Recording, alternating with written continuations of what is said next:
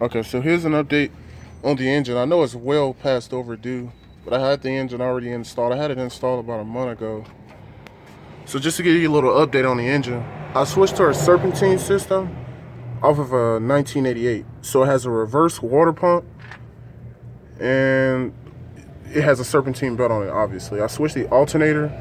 The original one was an 85 amp and this one is 105 amp. I had to buy this connecting wire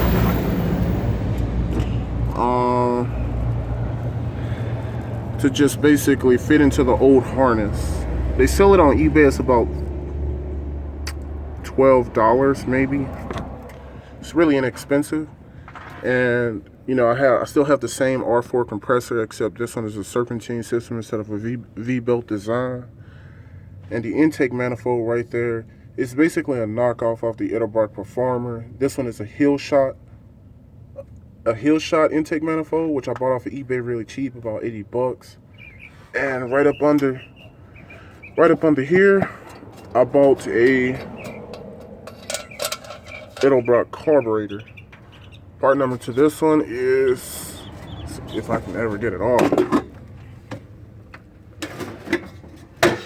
Part number to this one is 416, because this one does have the electric choke on it.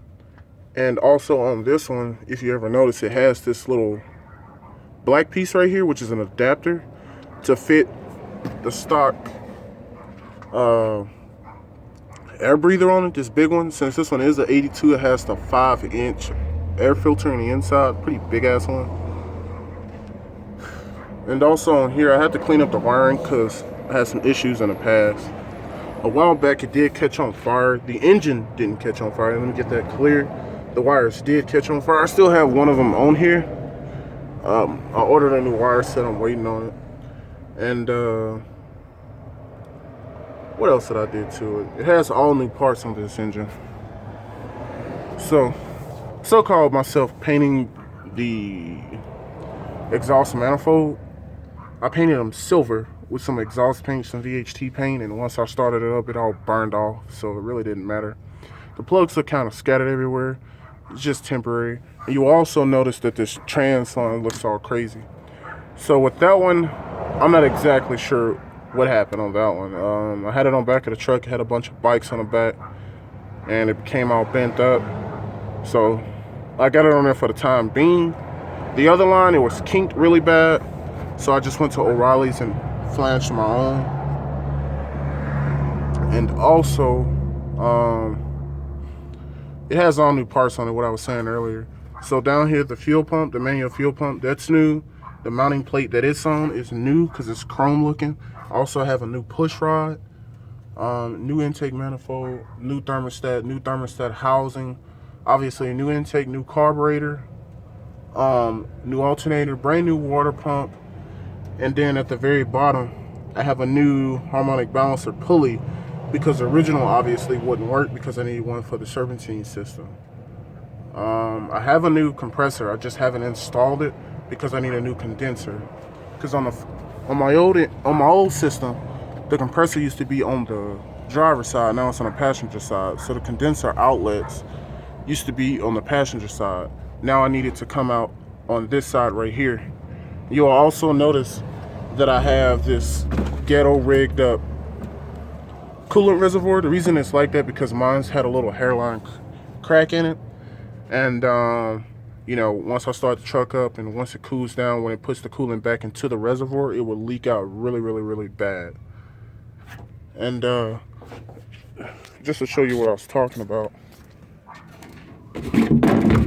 this is the coolant reservoir for mine. This is from, I want to say 81 to 82. The issue that I was having is right there. It has a big crack in it, so it'll leak like crazy. I'm thinking about fixing it, plastic welding it, but LMC sells one for about 20 bucks, so I'm just going to go that way. And the condenser that I was talking about, this actually comes out on the driver's side. But anyway, back to the engine.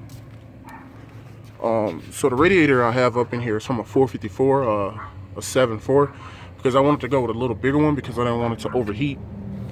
It's all brand new. I bought it from AutoZone. I used to work there, So I paid about $175 for it, but retail is like it's like $204. It's a 4-core radiator. It's a pretty big one. What else? Oh, and I also have a brand new power steering pump right here at the very bottom. So I have a brand new power steering pump right here at the bottom. And obviously this is a brand new belt to go with the system.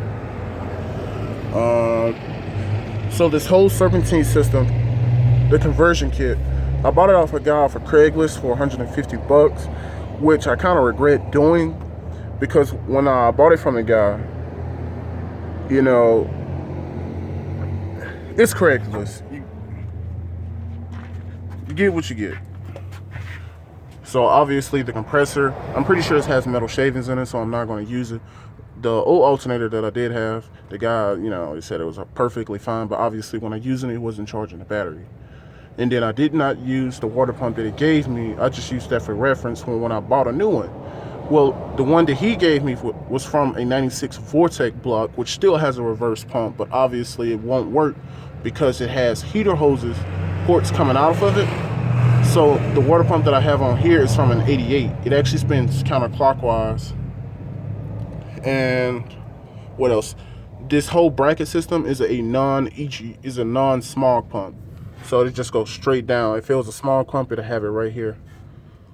And I like the system. It's pretty well. I'm gonna make myself my own fuel line, because right now I have it rigged up. So what I did, the old fuel line right here, I just cut it off midway point, and, you know, hooked that up. It came with the carburetor. Obviously I had to supply my own hoses. So what I'm gonna do, O'Reilly's and AutoZone, they sell the hoses that you can bend on your own. So what I'm gonna do is right here, this little fitting on the other side of the carburetor, figure out the thread pitch of it, and then also at the very bottom of the carburetor, figure out the thread pitch on that. Well, the bottom of this fuel pump, figure out the thread pitch on that. What I'm gonna do, I'm gonna buy myself a line. I'm gonna bend it up where it comes across, right in front of, somewhere similar to where this oil cap's at. And what I'm gonna do is, I noticed on some of the older Hondas, they have the screw-in style fuel filter. I'm gonna go with that one, but not the really big ones that came on like the 91 Accords. But I still need some type of fuel filter, because I don't want to run it straight from the manual fuel pump to the carburetor and have issues. So right here on the side of the carb, I have my choke lead wire, I would say. I got it running all the way down to the fuse box in the inside of the vehicle. How I ran it is, you see that the wire is red right here because it came with the carburetor red from when I bought it. But I actually used the black wire so it'd be less noticeable. It runs all the way down across, and right here at the very bottom, there's this little, I don't know what this connector goes to. It's not burnt or anything, it's just have a bunch of sticky stuff on it. I basically ran it through that little rubber garment all the way down to the fuse box, and I have it hooked up to the ignition. And yeah, let me crank it up for you so you can actually get a feel of the engine.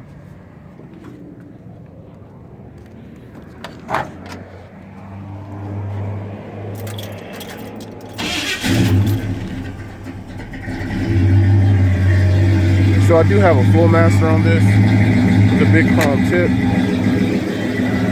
It runs really, really strong. The winding noise that you hear right now is from the power steering pump. I don't understand why it's making the noise. It's a brand new pump. It is a counterclockwise pump, so it turns counterclockwise rather than, you know, clockwise. And it's not low in fluid either. I'm not quite sure. It doesn't really cause any problems right now. It doesn't leak, so I'm fine with that right now. Another issue that I encountered with this carburetor is down here. I need to hook up my kickdown cable. I did bought a piece to hook it up, but I just don't have it hooked up because I need a new return spring. Because this return spring, I have to hook it up to the top one. And when I hook it up to the top one, it either has to mount right here. And my return spring is too short, so if I do it that, it has too much tension.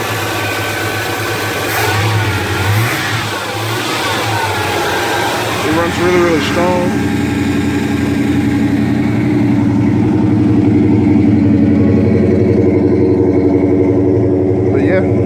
This is the actual truck itself.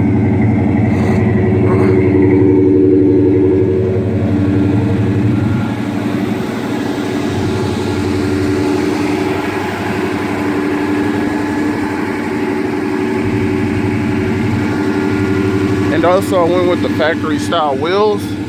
I don't know if this one came factory, but you could have got the option back in the day. These wheels is actually kind of a bitch to find. Most of these wheels is off of Chevy Astro because they used to basically the same style rims. They came in different colors, so what I did, I sanded it down with 80 grit, then went up to 120, primered it, and then painted it.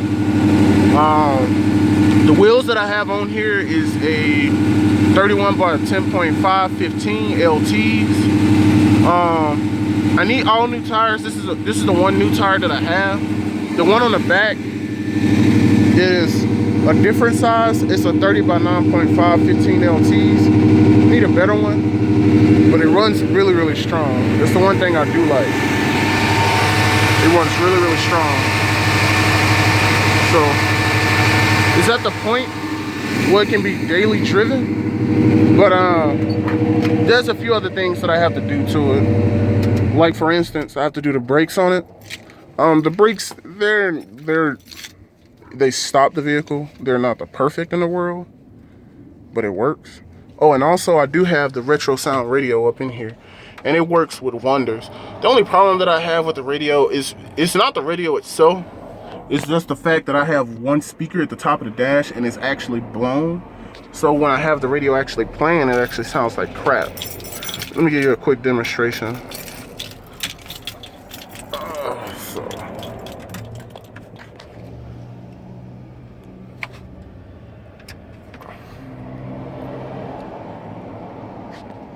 So you see it comes on, it has multi different colors and all the good doodads and all this, and it has the little knobs to change it. So now it's on a radio setting.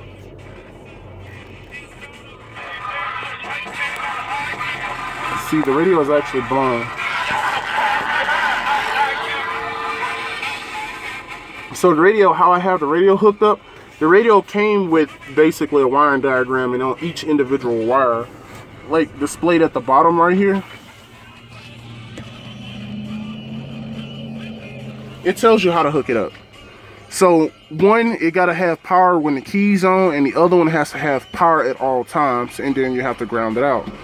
The factory radio came, my radio, it came with, you know, it came with a ground and ignition wire, but it didn't have the feature of power at all times. The reason why I say that is because the radio, I was having issues with turning it off. When I would turn the radio off, it would erase all the P settings.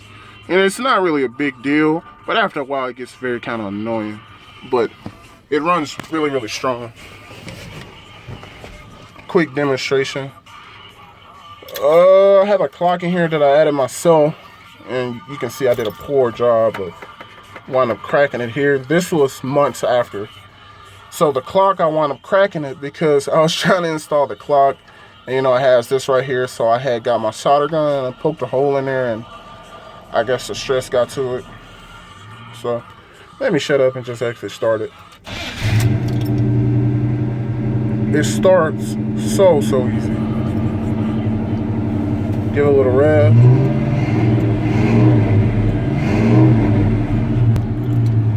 So all the gauges in here works in the exception of the clock.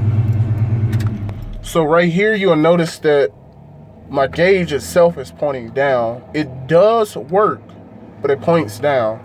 I have to figure out this situation that I'm having right here, but because when it has the original engine in here, the old 305, which was shot, the gauge was perfectly fine. When it was sitting, when the engine wasn't running, it would sit right here at this white dot. Now, after I remove the engine on the transmission, I do have a speed cable connector on the side of it. You know, I took that off, but I didn't disconnect the speed wire. I did take this gauge out at one point because I put all LEDs behind it. I don't know if you'll be able to see it. I highly doubt you'll be able to see it. No, you can't see it. But I changed all the bulbs out to LEDs. I bought it off of eBay. I bought a pack of like 25 for like $5.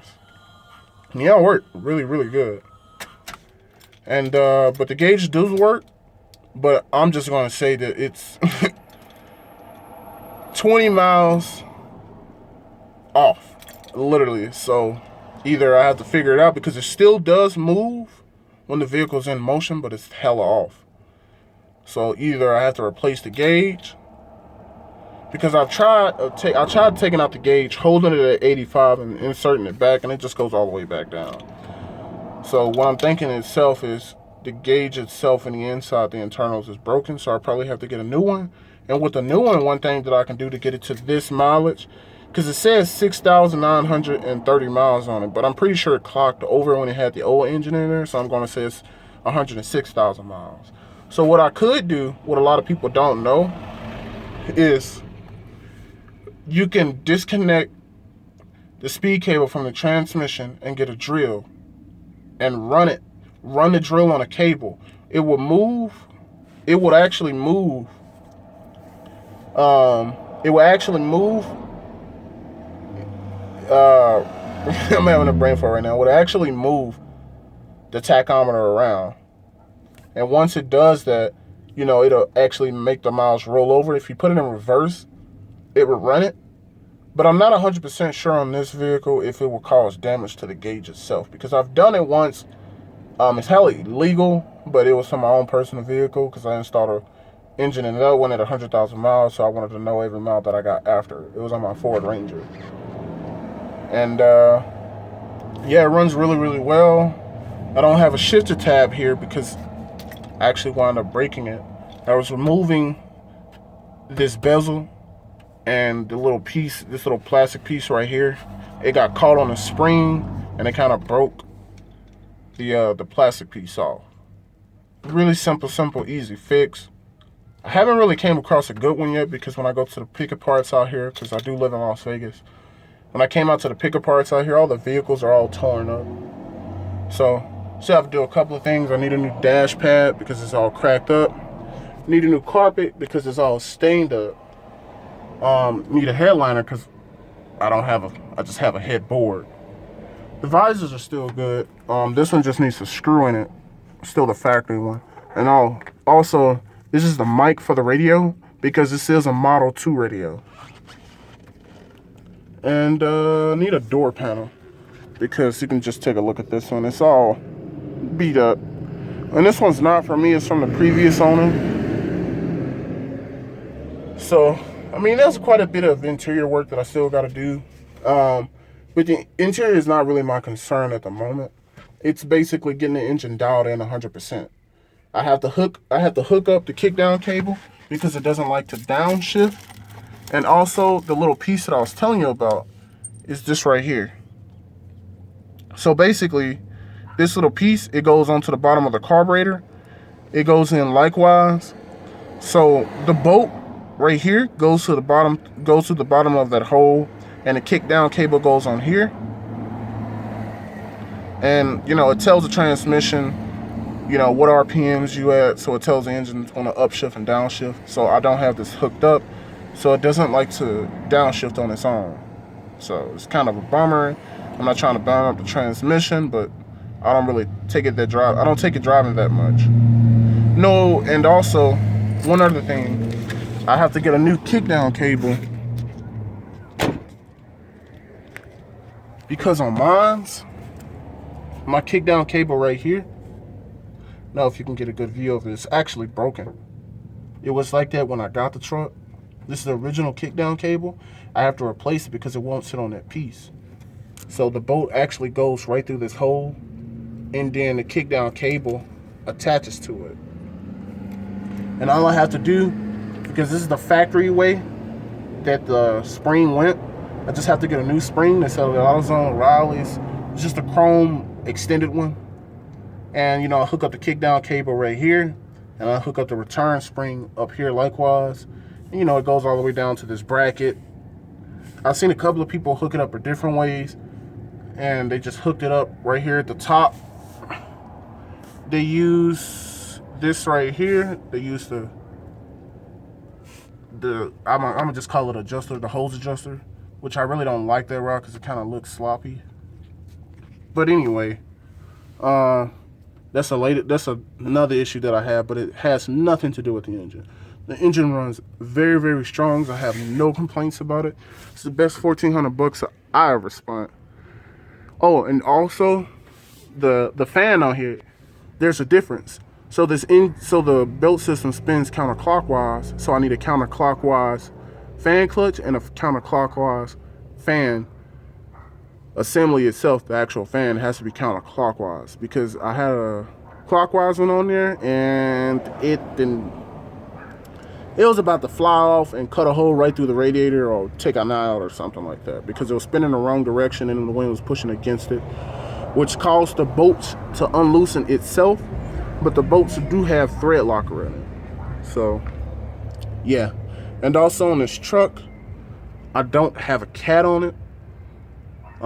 It's basically, I'm going to say an exhaust manifold back. I do have a muffler on here. I want to say that it's a Flowmaster. I'm not sure what series it is. I'm not sure it's a 70.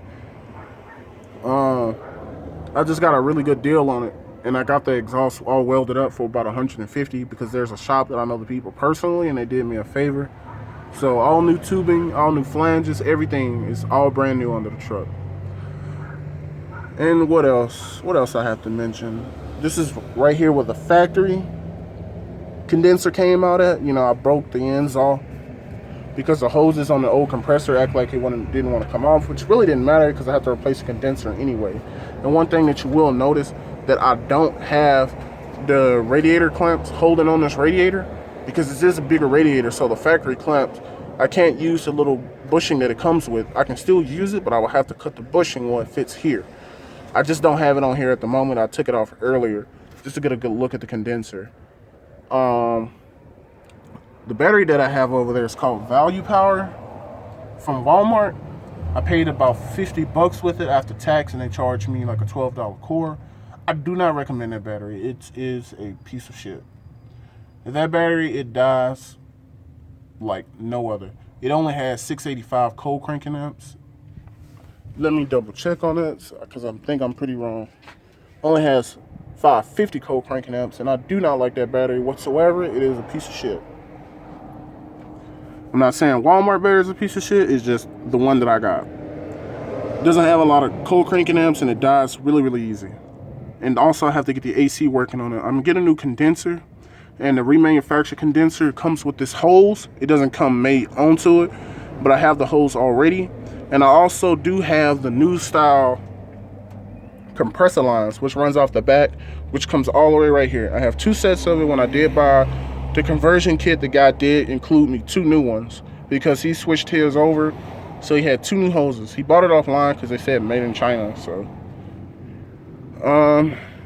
Yeah, and also I do have this line, a new line like this one, because this one is actually broken itself because it ran all the way across. That's why it has these little screws at the top, because it ran all the way across. I do have a new one behind the seat and it only runs from here to there. So this is an update on the vehicle, and it does have a 700R transmission, and I did have to replace the front pump because the dummy myself misaligned a torque converter and broke the front pump gears. So it has a brand new pump on it, has a bigger pan on it, and also has all new front pump seals, and it does have a extension housing seal. It's all set to go. So there's a few little here and there tweaks I have to do, but it's ready to be driven daily. So it's a really, really nice truck, strong 350. And I do love it. Just ignore this front license plate. It's Baja California, but they don't too much care of it about here in Las Vegas. So it runs really, really, really strong. So let me start it up before I run out of minutes so you can hear it from a distance.